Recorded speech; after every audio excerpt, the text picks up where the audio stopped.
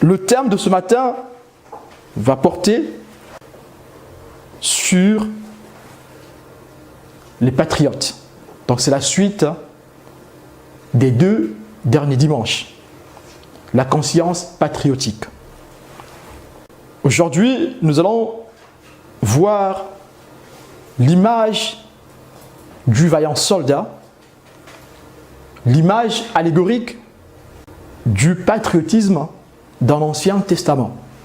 Il y en a plusieurs dans l'Ancien Testament, mais aujourd'hui, nous choisissons un seul exemple, celui de Néhémie.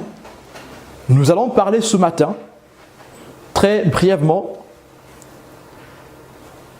du patriotisme de Néhémie.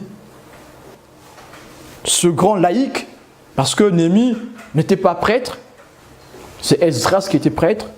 Néhémie, c'était un simple laïc, mais qui a eu un élan de patriotisme pour sa nation.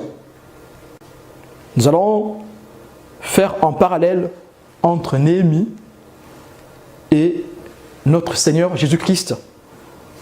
Nous allons, dans cette étude, savoir si on peut voir dans Néhémie une image de Jésus-Christ. Lisons la parole du Seigneur. Néhémie, chapitre 1, versets 1 à 11. Parole de Néhémie, fils de Hakalia, au mois de Kisle. La 20e année, comme j'étais à Suse, dans la capitale, Anani, l'un de mes frères, et quelques hommes arrivèrent de Juda. Je les questionnais au sujet des Juifs réchappés qui étaient restés de la captivité et au sujet de Jérusalem. Ils me répondirent, ceux qui sont restés de la captivité sont dans la province, au comble du malheur et de l'opprobre. Les murailles de Jérusalem sont en ruine et ses portes sont consumées par le feu. Lorsque j'entendis ces choses, je m'assis, je pleurais et je fus plusieurs jours dans la désolation. Je jeûnais et je priais devant le Dieu des cieux. Et je dis, ô Éternel, Dieu des cieux, Dieu grand et redoutable, toi qui gardes ton alliance et qui fais miséricorde à ceux qui t'aiment et qui observent tes commandements. Que ton oreille soit attentive et que tes yeux soient ouverts. Écoute la prière que ton serviteur t'adresse. En ce moment, jour et nuit, pour tes serviteurs, les enfants d'Israël, en confessant les péchés des enfants d'Israël, nos péchés contre toi, car moi et la maison de mon Père, nous avons péché. Nous t'avons offensé, et nous n'avons point observé les commandements, les lois et les ordonnances que tu prescrivis à Moïse, ton serviteur. Souviens-toi de cette parole que tu donnas ordre à Moïse, ton serviteur, de prononcer: lorsque vous pécherez, je vous disperserai parmi les peuples. Mais si vous revenez à moi et si vous observez mes commandements et les mettez en pratique, alors quand vous seriez exilés à l'extrémité du ciel, de là je vous rassemblerai et je vous ramènerai dans le lieu que j'ai choisi pour y faire résider mon nom. Ils sont tes serviteurs et ton peuple, que tu as rachetés par ta grande puissance et par ta main forte. Ah, Seigneur, que ton oreille soit attentive à la prière de ton serviteur et à la prière de tes serviteurs qui veulent craindre ton nom. Donne aujourd'hui du succès à ton serviteur et fais-lui trouver grâce devant cet homme. J'étais alors et chanson du roi. Ici, nous avons un homme qui s'appelle Néhémie. Il n'est ni prêtre, ni prophète, mais c'est un simple juif qui travaille dans la maison royale. Il travaille dans le palais du roi Artaxerxès. C'est un juif de la déportation. Il est à Babylone, où il travaille dans la maison du roi Artaxerxès. Tous nous connaissons les conditions d'exportation. Quand on est exporté, dans quelles conditions on vit? On ne vit pas dans l'opulence. Mais lui, ce juif, qui avait une certaine position au milieu des juifs exilés à Babylone, on dit ici qu'il était échanson. Échanson, c'est celui qui sert le roi. Il sert à la table du roi. Il sert à la table du roi Artaxerxès. Néhémie goûte le vin du roi, goûte le repas du roi, avant que le roi ne mange, afin de le protéger. S'il y a du poison, c'est lui qui passera en premier. Mais Néhémie sait se confier dans le Seigneur. Et ce roi Artaxerxès a mis sa confiance en Néhémie. Parce que cette tâche qui est donnée à Néhémie, et chanson du roi, c'est une tâche qui pèse. Disons que la vie du roi est entre les mains de Néhémie. Il se passe qu'au mois de Kislev est le 9e mois dans le calendrier juif. Et ce mois commence vers mi-novembre et s'arrête vers mi-décembre. Et c'était la 9e année à Suse. Suse qui est la capitale. Tous nous connaissons Suse par l'histoire d'Esther. Et c'est à peu près à la même période, à la même époque.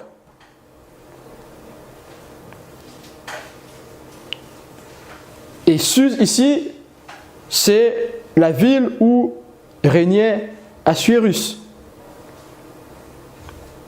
Et qu'est-ce qui se passe? Ces Juifs, vous allez voir ici, qui ont une certaine position sociale dans l'exil, n'ont pas abandonné leur patrie. Ici, Néhémie, au mois de Kislev, entre novembre et décembre, va recevoir une mauvaise nouvelle. Cette mauvaise nouvelle, c'est que le peuple d'Israël est malheureux. Le peuple d'Israël vit dans la misère. Il y a une partie qui est en déportation, l'autre, ce sont les réchappés qui sont repartis en Israël. Donc ici, nous parlons de la première vague de ceux qui sont retournés en Israël. Dans cette vague, on peut trouver Esdras qui était aussi érudit et prêtre, que le roi a donné de l'argent. Donc nous voyons que, je pense, c'est 13 ans avant, le roi Artaxerxès, qui était très bon, il avait bon cœur ce roi, 13 ans avant, le roi Artaxerxès donne de l'argent, beaucoup d'argent à Esdras pour aller reconstruire le temple. Le temple était délabré Parce que ce temple a été détruit 152 ans avant par Nebuchadnezzar, sous la direction du Seigneur, parce que le peuple de Dieu avait péché contre son Dieu. À cause de la rébellion du peuple d'Israël, Dieu va ordonner à Nebuchadnezzar de détruire Israël. Et c'est dans cette lancée que vous connaissez tous l'histoire de Daniel, que Daniel s'est retrouvé à Babylone. Donc c'était le roi Nebuchadnezzar. Donc 152 ans plus tard, le peuple qui est retourné en Israël n'a pas reconstruit les murailles. Les murailles qui ont été détruites par Nebuchadnezzar 152 ans plus tôt ne sont pas encore reconstruites. Quand Esdras va prendre l'argent qui lui est donné par le roi Artaxerxès, 13 ans plus tôt, il va rénover le temple de Jérusalem. Parce que la mission qui lui a été donnée par le roi babylonien, c'était de reconstruire, de restaurer le temple, de l'embellir, d'embellir le temple de Jérusalem. Donc il a bien accompli sa mission. Il devait aussi enseigner le peuple de Dieu. Voilà pourquoi le roi Artaxerxès lui a donné cet argent et lui a confié cette mission. Mais les murailles ne sont pas reconstruites. Et le peuple vit la misère. La misère parce que les murailles sont démolies. Nous savons tous ce que c'est les murailles. Que représentent les murailles? Les murailles représentent la sécurité du peuple d'Israël. Les murailles représentent la sécurité du peuple. Sans murailles, le peuple est en danger. La vie du peuple est en danger. Les biens du peuple sont en danger. Grâce aux murailles, on pouvait contrôler les entrées et les sorties. Sans murailles, on ne peut rien contrôler. Les bandits peuvent rentrer, sortir comme ils veulent. Et le peuple vit dans la misère. Si l'ennemi vient nous attaquer, on est vulnérable. Ici, nous avons un symbolisme qui est très fort pour nous qui sommes enfants de Dieu. Nous sommes dans la promesse du Seigneur. Mais si nous ne construisons pas les murailles, nous sommes en danger. Il suffit seulement qu'un brigand entre. Nous sommes perdus. Si les ennemis viennent nous attaquer, on ne peut rien faire du tout. Parce que les murailles servaient aussi à retarder l'assaut de l'ennemi. Voilà pourquoi il y avait des murailles très hautes. Nous pouvons prendre l'exemple des murs de Jéricho. Les murailles de Jéricho étaient hautes de 10 mètres et larges de plus de 6 mètres et demi. Et nous voyons que les murailles peuvent retarder l'assaut de l'ennemi.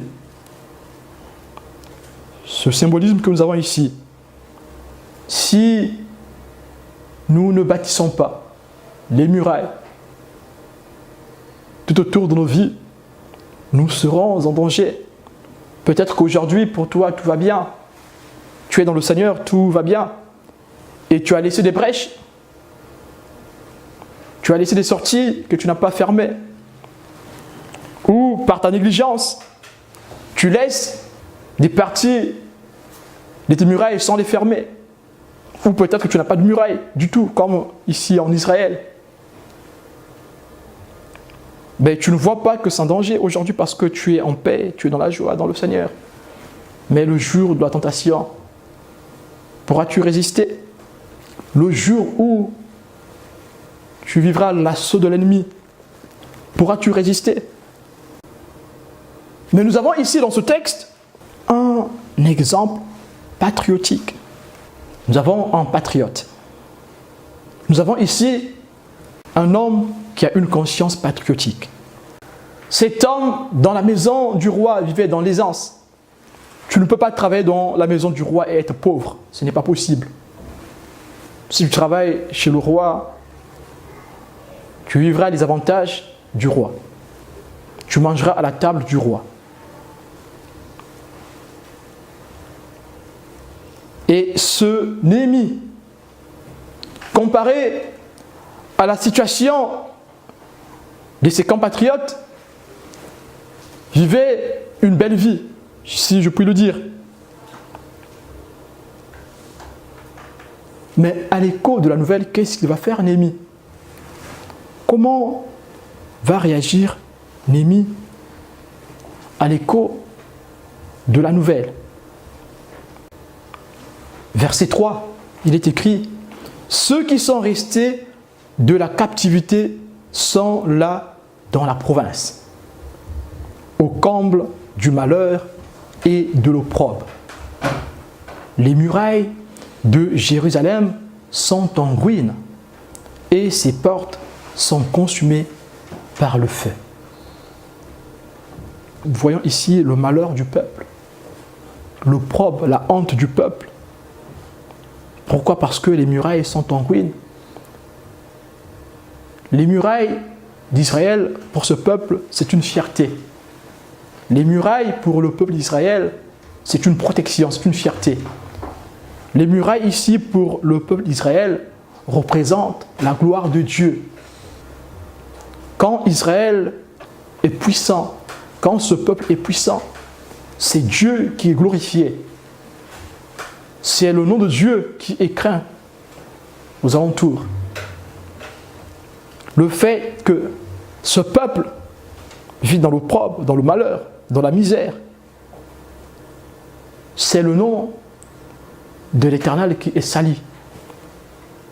À cause de qui? Pas à cause de Dieu. À cause du peuple de Dieu qui a bafoué la loi de l'Éternel. Mais comment va réagir ce patriote? Comment ce patriote va réagir? Néhémie, comment réagit Néhémie? Est-ce que Néhémie se contentait à manger les mets du roi? À se faire du bien dans le palais royal? Néhémie qui avait une bonne position au milieu de ce peuple? Croyez-vous qu'il n'y avait pas des Babyloniens pour occuper ce poste? Dieu a fait grâce à Néhémie pour que lorsque le temps viendra, pour que Néhémie aussi prenne soin du royaume des cieux.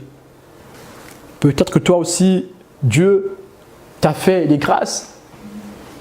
Le Seigneur a intervenu dans ta vie. Mais est-ce que tu as été reconnaissant au Seigneur?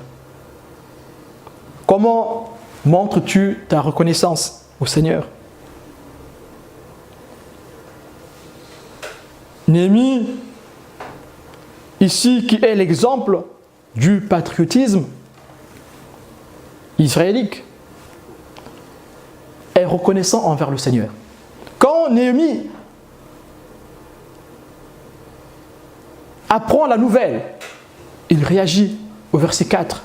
« Lorsque j'entendis ces choses, je m'assis, je pleurais et je fus plusieurs jours dans la désolation. Je jeûnais et je priais devant le Dieu des cieux. »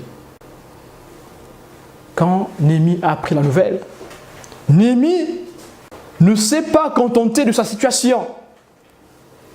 Néhémie ne s'est pas contenté de ses avantages. Néhémie qui vivait dans l'aisance. Quand tu sers à la table du roi, tu t'habilles comme un prince. Tu ne t'habilles pas comme n'importe qui. Tu as une éducation de prince. On a vu avec les Daniel. Les Daniel ont eu une éducation de prince pour servir dans le palais royal. Donc nous voyons ici aussi que Néhémie avait une certaine éducation, une certaine aisance dans ses relations, une certaine aisance pour parler, pour servir. Il avait les bonnes manières des aristocrates. Mais ce Néhémie ne s'est pas contenté de ce qu'il avait comme situation. Est-ce que toi, tu te contentes de ce que tu as comme situation? Tu te contentes de ce que Dieu t'a donné. Tu dis, bon, Dieu m'a donné ceci, maintenant le reste, chacun pour soi. Maintenant, je peux maintenant faire ma vie en Christ. Voilà, je vais à l'église. De temps en temps, peut-être aussi. Hein, je vais à l'église, je prie de temps en temps. Mais ma vie, je ne me casse pas les pieds, je ne me casse pas la tête. Voilà. Je bénis le Seigneur, il va bénir. Alléluia. Je suis dans l'aisance. J'ai tout ce qu'il me faut, je ne manque de rien. Mais tu as ignoré ce Dieu qui t'a donné ces choses. Tu n'as pas été reconnaissant. Tu as minimisé la grâce de Dieu. Mais c'est Dieu qui t'a fait grâce. Peu importe ce que Dieu a fait dans ta vie, il t'a fait grâce. Est-ce que tu es reconnaissant comme l'est ici Néhémie? Néhémie est très reconnaissant. Quand Néhémie entend la nouvelle de l'opprobre, du malheur de son peuple, Néhémie arrête de manger. Néhémie se met en prière. Nous avons ici l'exemple du patriotisme. Comment doit se comporter un patriote? L'exemple du patriotisme israélite. Aujourd'hui, tu es un fils, une fille d'Israël. Est-ce que dans ta vie, tu appliques l'exemple de Néhémie? L'exemple du patriotisme de Néhémie. Néhémie qui avait toute la bonne viande de Babylone, ce pays qui est riche, qui est aussi fort en agriculture, une bonne viande. Mais Néhémie a abandonné ses viandes, ses boissons. Néhémie a tout abandonné. Ses mets royaux, Néhémie a tout abandonné. Il était triste, il jeûnait et il priait le Dieu des cieux. Néhémie ne s'est pas arrêté à une simple empathie. Néhémie s'est dépouillé pour sa patrie. Nous avons ici un exemple de patriotisme. Néhémie a fait une prière. Néhémie chapitre 1, versets 4 à 11. Vous verrez comment Néhémie s'est consacré pour la cause du peuple d'Israël. Le vrai patriote, c'est celui qui se consacre pour la cause du royaume des cieux. La patrie de Néhémie, c'est Jérusalem. Nous sommes des Néhémies. Notre patrie, c'est le ciel. Notre maître, c'est le Seigneur Jésus. Si notre patrie est le ciel, nous devons travailler pour l'avancement du royaume des cieux. Si nous devons travailler pour l'avancement du royaume des cieux, alors nous devons nous soucier de tout ce qui se passe autour du royaume des cieux. Alors vous pouvez citer des exemples sur ce qui se passe dans ce royaume, dans ce monde, et comment sont les enfants de ce royaume. Et pourtant, le Seigneur en mourant à la croix, et pourtant quand Dieu fait ce don à l'humanité, le don de son Fils, il dit afin que quiconque croit en lui ne périsse point, mais qu'il ait la vie éternelle. Quand tu vois la misère dans le monde, comment réagis-tu? Quand tu vois le péché dans le monde, comment réagis-tu? Comment réagis-tu quand tu vois les gens dans la perdition? Quand tu vois une église qui est dévastée, qui est détruite, où les gens sont divisés, où il y a des querelles, où il y a des animosités, comment réagis-tu? Est-ce que tu es dans la joie? Quand tu vois des maisons qui sont détruites, quand tu vois des pasteurs qui sont dans la rue, qui ont perdu leur foi, qui ont succombé dans le péché, des églises qui sont détruites à cause du péché qui a été commis par un ancien, par un membre de l'église, la division des sections rentrent dans l'église, comment réagis-tu? Est-ce que tu te réjouis? Quand tu entends le malheur de ton frère a un problème, ta soeur est dans le malheur, comment réagis-tu? Est-ce que tu as la réaction d'un patriote? Est-ce que tu as une conscience patriotique? Néhémie ici, à l'écho de la souffrance de son peuple, a pleuré. Il n'avait plus envie de manger. Il a jeûné. Il a prié devant le Dieu des cieux. Alors vous croyez que Néhémie a commencé à prier que le jour où il a écouté la nouvelle? Pour avoir l'attitude de Néhémie ici, il faut déjà avoir des prédispositions. Il faut déjà avoir une vie ancrée dans la prière. Il faut connaître Dieu. Donc, dans ces textes, nous allons voir des points qui font de Néhémie un patriote. Qu'est-ce qui fait qu'ici qu'on dise que Néhémie est un patriote? Premièrement, Néhémie est un patriote parce qu'il s'arme d'amour. C'est par amour que Néhémie arrête de manger. Néhémie est ému de compassion à l'écho du malheur des Israélites. Néhémie, qui vit dans la joie, qui vit en paix dans ce pays, qui vit dans l'aisance dans ce pays, dans le palais royal, se mortifère à cause du malheur de son peuple. Si tu n'as pas l'amour en toi, tu ne pourras jamais avoir le cœur de Néhémie. Tu ne pourras jamais réagir comme Néhémie dans son temps. Pour réagir comme Néhémie, il faut aimer d'abord le Seigneur. Avoir déjà une relation intime avec le Seigneur. Il faut aimer son prochain. La meilleure façon d'aimer son prochain, c'est d'aimer Dieu. Si tu aimes Dieu, si tu aimes notre Seigneur Jésus, l'amour du Christ prendra vie en toi. Alors, tu pourras exprimer cet amour aux autres, à tes semblables.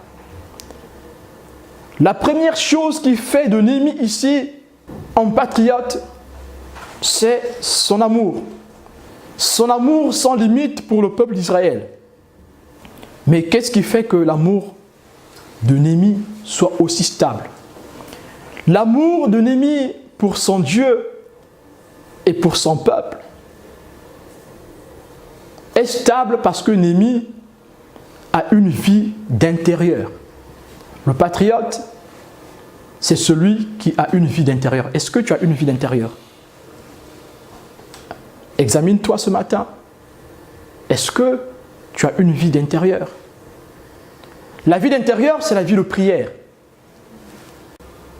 La première forme de vie intérieure, la plus excellente, c'est la vie de prière. Si tu veux comprendre quelle est la première forme, la plus excellente de la vie intérieure, c'est la vie de prière.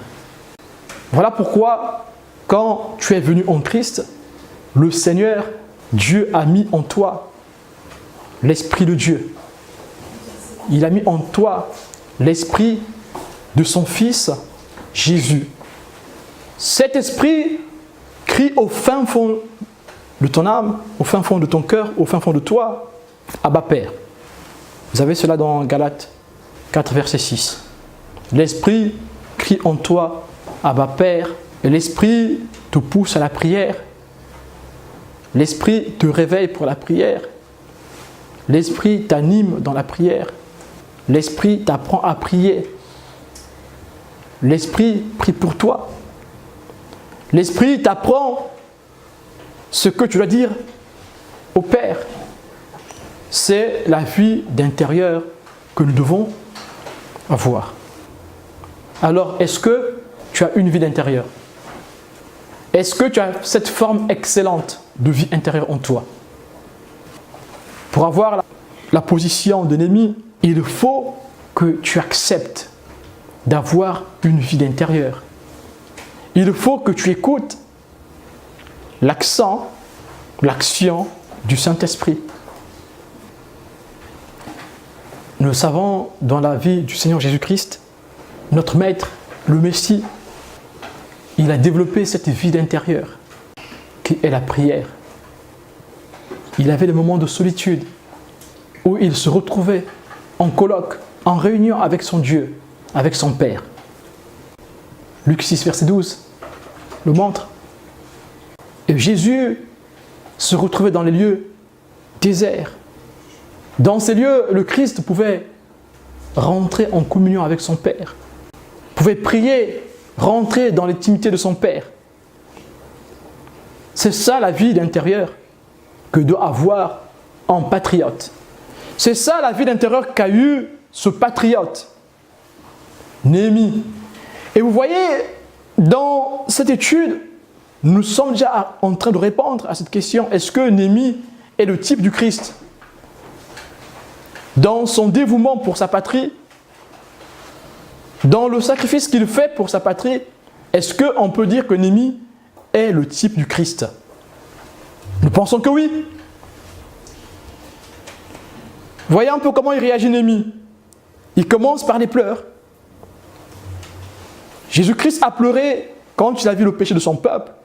En entrant dans Jérusalem, il a pleuré parce que le peuple de Dieu a refusé d'écouter la voix du Seigneur. Néhémie a pleuré sur le péché de son peuple. Néhémie a demandé pardon pour son peuple, comme le Christ l'a fait. Père, pardonne-leur, car ils ne savent pas ce qu'ils font. Tous ceux qui ont une vie d'intérieur, tous qui mènent une vie d'intérieur, tous qui ont l'esprit du Christ en eux, seront comme Néhémie, qui est le type du Christ. Comme le Christ a porté le péché du monde entier, Néhémie a porté le péché du peuple d'Israël. Dans son élan patriotique, Néhémie a porté le péché du peuple. Ce matin, le Seigneur nous enseigne encore. Si nous voulons être des vrais patriotes, à l'exemple de Néhémie, qui est un type du Christ, nous devons avoir l'amour qu'a eu Néhémie. Cet amour qui a poussé Néhémie au sacrifice. Cet amour doit être inconditionnel, car il est écrit « aimer comme le Seigneur ». Et quel est l'amour de Dieu? L'amour de Dieu est inconditionnel. Néhémie a eu un amour inconditionnel, comme Christ a eu un amour inconditionnel. Mais ce matin, le Seigneur veut nous interpeller. Prenons l'exemple de Néhémie. Néhémie qui, dans son patriotisme, a tout donné pour son Dieu et pour son peuple. Prie le Seigneur que Dieu te donne le cœur de Néhémie. Un cœur d'amour, un cœur qui aime Dieu, un cœur qui le sert en esprit et en vérité. Si tu n'as pas une vie d'intérieur, efforce-toi à l'avoir. Exerce-toi à cela. C'est à toi de faire ce travail. Il faut que tu t'exerces. Tu peux t'exercer à avoir une vie d'intérieur. La vie d'intérieur, c'est la vie de prière, la méditation de la parole de Dieu, la lecture de la parole de Dieu, l'étude de la parole de Dieu. Et cette vie d'intérieur va te conduire à la piété. Cette vie d'intérieur va te conduire à honorer le Seigneur dans tout ce que tu fais, dans toute ta vie. Cette vie d'intérieur va t'emmener à être reconnaissant. Cette vie t'entraîne aussi à l'obéissance. Même quand il faudra payer un prix, tu payeras le prix. Cette vie d'intérieur t'amènera à t'abandonner au Seigneur, sans compter. À te donner entièrement au Seigneur. Que le Seigneur vous bénisse. On va prier le Seigneur, alléluia.